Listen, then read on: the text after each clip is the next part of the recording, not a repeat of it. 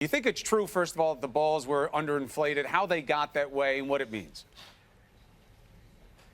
You know, that's a very difficult question because what happens is the officials check the footballs prior to the game, 2.5 hours or 2 hours and 15 minutes before the game. They check the footballs to make sure they have the proper PSI. And as Joe said, I'm not sure if there's a big difference between 11.5, 12.5, 13.5.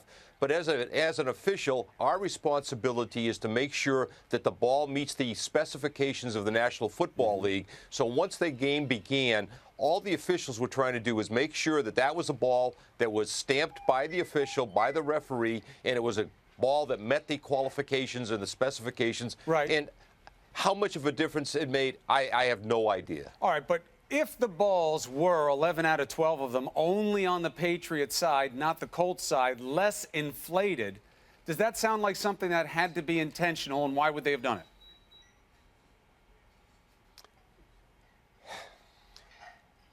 Intention is very difficult to determine, and that's what I am trying to find out.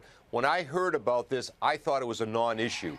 Now, as the NFL does its investigation, it's going to be very interesting to find out how the air came out of those 11 footballs, why it didn't come out of the 12th football, why it didn't come out of the Indianapolis Colts football is very confusing to me. And that's why I'm kind of reserving my decision here on how I feel about it until I get the actual who did it and when they did it, and if it was done by a specific team. Hey, Jim, if the refs recognized at halftime that the balls were underinflated, the assumption would be that they would reinflate them, right?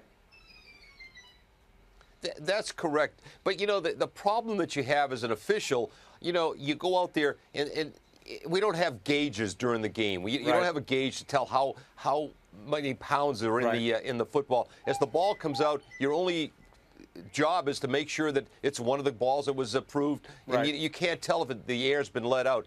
So that's a difficult question to to answer right now. So, I don't know what happened to the football.